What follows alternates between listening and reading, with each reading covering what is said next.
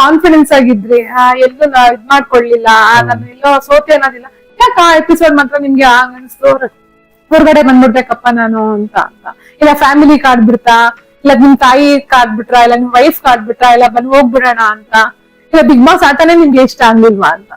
ನಾನ್ ನಿಮ್ಗೆ ಹೇಳ್ದೆ ಫಸ್ಟ್ ನನಗೆ ಇಷ್ಟ ಆಗ್ಲಿಲ್ಲ, ನನಗ್ ಬೇಡ ಅಂತ ಅನಿಸ್ತು ಬಿಗ್ ಬಾಸ್, ಅದರಿಂದ ಆಚೆ ಬಂದೆ ಅಷ್ಟೇ. ಬಟ್ ಅದೊಂದ್ ಕಾರಣ, ದೊಡ್ಡ ಕಾರಣನೇ ಇರ್ಬೋದು, ಬಟ್ ಅದನ್ನ ನಾನು ಎಲ್ಲೂ ಹೇಳ್ಕೊಳಕ್ ಇಷ್ಟಪಡೋದಿಲ್ಲ. ನಾವು ನೋಡೋಣ ಮುಂದೊಂದು ದಿನ ನಿಮ್ ಚಾನಲ್ ಮುಖಾಂತರ ಹೇಳ್ಬೇಕು ಅಂತ ಅನ್ಸುತ್ತೆ, ನಾನು ಖಂಡಿತ ಹೇಳ್ಬೋದು ಸರ್. ನಮ್ ವೀಕ್ಷಕರು ಕಾಯ್ತಾ ಇರ್ತಾರೆ, ಎಪಿಸೋಡ್ ಯಾಕೆ ಚಂದ್ರಪ್ರಭಾ ಬಂದ್ರು ಅಂತ ಒಂದು ಕ್ಯೂರಿಯಾಸಿಟಿ ಇರುತ್ತೆ, ಹೇಳ್ಬೋದಾ ಅಂತ. ಅಲ್ಲ ಈಗಲ್ಲ, ಮುಂದೊಂದ್ ದಿನ ಏನೋ ಹೇಳ್ಬೇಕು ಅಂತ ಅನ್ಸುತ್ತೆ, ಹೇಳ್ತೀನಿ ಖಂಡಿತ. ಎಲ್ಲ ಗೋಪಿಯಾಗಿ ಇಟ್ಕೊಬಿಟ್ಟಿದೀರಾ ಅದನ್ನ ಅಂತ? ಗೋಪಿ ಅಂತಲ್ಲ ಈಗ ಸದ್ಯಕ್ಕೆ ಹೇಳೋದ್ ಬೇಡ ಅಂತ ಅಷ್ಟೇ ಸರ್. ಹಾಗೆ ಟಾಸ್ಕ್ ಎಲ್ಲ ಹೇಗ್ ಅನಿಸ್ತು ಅಂತ? ನಿಮ್ಮ ಹತ್ರ ಬಾಂಡಿಂಗ್ ಯಾರ ಹತ್ರ ತುಂಬಾ ಚೆನ್ನಾಗಿ ಬಾಂಡಿಂಗ್ ಇತ್ತು? ಅಲ್ಲಿ ಎಲ್ಲರ ಜೊತೆ ನನಗೆ ತುಂಬಾ ಚೆನ್ನಾಗಿತ್ತು, ಯಾಕಂದ್ರೆ ನಾನು ಯಾರ ಜೊತೆ ನಿಷ್ಠೂರ ಆಗ್ಬೋದು, ಇನ್ನೊಂದು ಮನಸ್ತಾಪ ಆಗ್ಬೋದು ಇದು ಮಾಡ್ಕೊಂಡಿಲ್ಲ. ಯಾಕಂದ್ರೆ ಎಲ್ರು, ಯಾಕಂದ್ರೆ ನಾವ್ ಹೇಗಿರ್ತೀವಿ ಅದೇ ತರ ಕನ್ನಡದಲ್ಲಿ ನಮ್ಮ ಪ್ರತಿಬಿಂಬ ಕಾಣಿಸಂದ್ರೆ ನಾನು ಎಲ್ರ ಜೊತೆ ಚೆನ್ನಾಗಿ, ಎಲ್ರು ನನ್ನ ಜೊತೆ ಚೆನ್ನಾಗಿದ್ರು, ಎಲ್ರು ಚಂದ್ರಣ ಅಂತ ಪ್ರೀತಿಯಿಂದ ಮಾತಾಡೋರು, ಎಲ್ರು ಬಾಯ್ ತುಂಬಾ ಪಿ ಅಂತ ಮಾತಾಡಿಸ್ತಾ ಇದ್ದೆ. ಗಿಲ್ಲಿ ಅಂತ ನನ್ಗೆ ಅಲ್ಲಿ ಹೋಗಿ ಮುಂಚೆನೂ ಬಹಳ ಆತ್ಮೀಯ ಸ್ನೇಹಿತರು ನನ್ಗೆ. ಧನು ಆಗ್ಬೋದು, ಆಮೇಲೆ ಸ್ಪಂದನ ಆಗ್ಬೋದು, ಆಮೇಲೆ ಕಾವ್ಯ ಆಗ್ಬೋದು, ಎಲ್ಲ ತುಂಬಾ ಗೊತ್ತಿರೋ ಕಲರ್ಸ್ ಕನ್ನಡದಲ್ಲಿ ಕೆಲಸ ಮಾಡಿರೋದ್ರೆ ಎಲ್ರು ಗೊತ್ತಿತ್ತು ನನಗೆ. ಅಲ್ಲಿ ತುಂಬಾ ಗಲಾಟೆ ಆಗ್ತಾನೆ ಇರುತ್ತೆ. ಅಶ್ವಿನಿ ಅವರು ಯಾಕೆ ತುಂಬಾ ಗಲಾಟೆ ಮಾಡ್ಕೋತಾರೆ? ಅವ್ರು ಯಾವಾಗ್ಲೂ ಕಿರ್ಚೋದಾಗಿರ್ಬೋದು, ಜೋರಾಗಿ ಯಾವ ಜಗಳ, ಯಾವಾಗ್ಲೂ ಜಗಳ ಆಗ್ತಿರುತ್ತೆ ಮನೆ. ಪರ್ಟಿಕ್ಯುಲರ್ ಆಗಿ ಇಂತ ಜಗಳ ಅಂತ ಹೇಳಿದ್ರೆ ಅದು ಏನು ಶುರು ಆಯ್ತು ಅಂತ ನಾನು ಹೇಳ್ಬೋದು ಸರ್. ಮೊನ್ನೆ ಎಪಿಸೋಡ್ ನೋಡೇ ಇಲ್ಲ, ಯಾಕೆ ನೋಡಿಲ್ಲ ಅಂತ?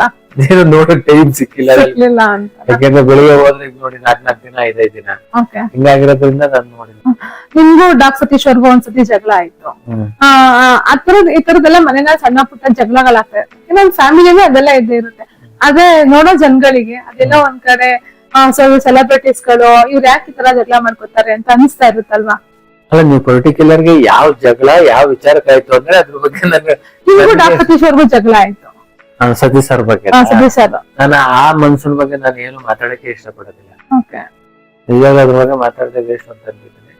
ಟೋಟಲಿ ಯಾರೇ ಆದ್ರೂ ಬಿಗ್ ಬಾಸ್ ಮನೆ ಹೋಗೋದು ಏನಕ್ಕೆ ಅಂದ್ರೆ ಏನೋ ಒಂದು ಗೆಲ್ಬೇಕು, ಚೆನ್ನಾಗಿ ಆಡ್ಬೇಕು ಅಂತ ಪ್ರತಿಯೊಬ್ರು ಅದ್ರ ಕಡೆ ಗಮನ ಕೊಡ್ಬೇಕು ಅನ್ನೋದು ನನ್ನ ವಾದ ಅಷ್ಟೇ, ಬೇರೆ ಬೇರೆದೆಲ್ಲ. ಯಾಕೆಂದ್ರೆ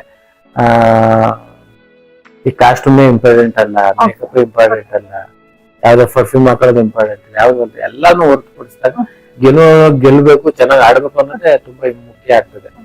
ಈಗ ಹಂಗಾದ್ರೆ ಈಗ ಲಾಸ್ಟ್ ಪಂಚೆ ಹಾಕಂತ ನಮ್ಮ ಹನುಮಂತವ್ರು ಗೆಲ್ಮೇಲೆ ಬಟ್ಟೆನೇ ಇಂಪಾರ್ಟೆಂಟ್ ಆಗಿತ್ತಾ? ಈ ಸೀಸನ್ ಅಲ್ಲಿ ನಮ್ಮ ಗಿಲ್ಲಿ ಬನಿನಾಕ ಆಡ್ತಾರೆ, ಬಟ್ಟೆ ನಾವು ಸಿಗೋದಿಲ್ಲ. ಚೆನ್ನಾಗಿ ಆಡೋದ್ರ ಕಡೆ ಗಮನ ಇರ್ಬೇಕೆ ಹೊರತು ಬಟ್ಟೆ ಮೇಕಪ್ ಇದೆಲ್ಲ ಬೇಕು, ಆದ್ರೆ ಅದೇ ಮುಖ್ಯ ಅಲ್ಲ ಅನ್ನೋದು ನನ್ನ ವಾದ ಅಷ್ಟೇ. ಗಿಲ್ಲಿ ಯಾವಾಗ್ಲೂ ಹೇಳ್ತಿರ್ತಾರೆ ರಕ್ಷಿತಾ ಅವ್ರ ಜೊತೆ ಯಾರು ಚೆನ್ನಾಗಿ ಮಿಂಗಲ್ ಆಗ್ತಾರ ಆ ಎಪಿಸೋಡ್ ಅವ್ರು ಹೋಗ್ಬಿಡ್ತಾರೆ ಅಂತ. ಉದಾಹರಣೆಗೆ ಮಲ್ಲಮ್ಮ ಅವರು ತುಂಬಾ ಮಿಂಗಲ್ ಆದ್ರು ಅವ್ರು ಹೋಗ್ಬಿಟ್ರು, ನೀವು ಮಿಂಗಲ್ ಆದ್ರೆ ನೀವ್ ಹೋಗ್ಬಿಟ್ರಿ ಅಂತ. ಅವ್ರ ಸುಮ್ನೆ ಏನೋ ಯಾವ್ದೋ ಒಂದು ಅವರ ಒಂದು ದೃಷ್ಟಿನಲ್ಲೇ ಆಗಿರ್ತದೆ.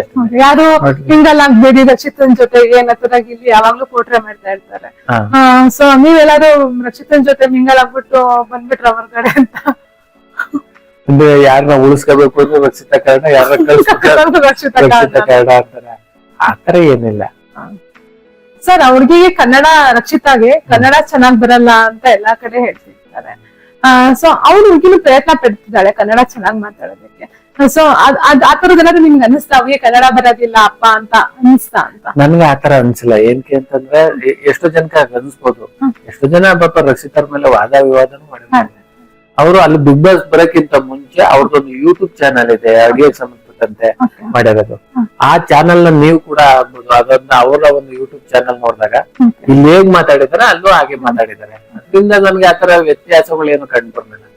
ಇಲ್ಲಿ ಹೇಗ್ ಮಾತಾಡಿದಾರೆ ಅಲ್ಲೂ ಹಾಗೆ ಮಾತಾಡ್ತಾ ಇದ್ದಾರೆ ಅಂತ ಅನಿಸ್ತಾ ಅಷ್ಟೇ. ಸರ್ ಹಾಗೆ ಅಲ್ಲಿ ನಾವು ಫುಡ್ಡಿನ ಶೈಲಿ ಹೇಗಿತ್ತು ಅಂತ ಈಗ ನೆನ್ನೆ ಎಪಿಸೋಡ್ ಎಲ್ಲ ನೋಡ್ತಿದ್ದೆ, ಗೆಸ್ಟ್ ಕಾಲ್ ಬಂದಿದ್ದಾರೆ, ಆ ಎಪಿಸೋಡ್ ಅಲ್ಲಿ ನೋಡ್ತಾ ಇದ್ದಾಗ ಡೈಲಿ 2 ಟೈಮ್ ಫುಡ್ ಅಂತ. ಹೌದು, ಫುಡ್ ಅಂತೂ ನಾವ್ ಅನ್ಕೊಂಡಾಗ ಇಲ್ಲಿ ತರ ಫುಲ್ 3 ಟೈಮ್ ಹೊಟ್ಟೆ ತುಂಬಾ ಅಂತೂ ಇರೋದಿಲ್ಲ. ಕೆಲವೊಂದ್ ಟಾಸ್ಕ್ ಅಲ್ಲಿ ಇರೋ ಫುಡ್ ನಾವು ಕಳ್ಕೊಂಡ್ಬಿಡ್ಬೇಕಾಗ್ತದೆ. ಕೆಲವೊಂದ್ ಟೈಮ್ ನಲ್ಲಿ ನಾವ್ ಇದ್ದಂತ ಒಂದು 45 ದಿನ ಇದ್ದಂತ ಕಾಲದಲ್ಲಿ ಕೆಲವೊಂದ್ ಟೈಮ್ ಒಂದೇ ಚಪಾತಿ ಒಂದ್ ದಿನಕ್ಕೆ ತಿಂತಾ ಇತ್ತು. ಆಮೇಲೆ ಒಂದ್ ಟೈಮ್ ಬರೀ ದಾಲ್ ಅಷ್ಟೇ ತಿನ್ನವು. ಯಾಕಂದ್ರೆ ಏನೋ ಒಂದ್ ಟಾಸ್ಕ್ ಇರೋದು, ಅದ್ರಲ್ಲಿ ಏನೋ ಗೊತ್ತಿಲ್ದೋ ಏನೋ ತಪ್ಪು ಮಾಡ್ತು ಅಂದ್ರೆ ಇರೋದು ಎಲ್ಲ ಕಟ್ ಆಗ್ಬಿಡೋದು.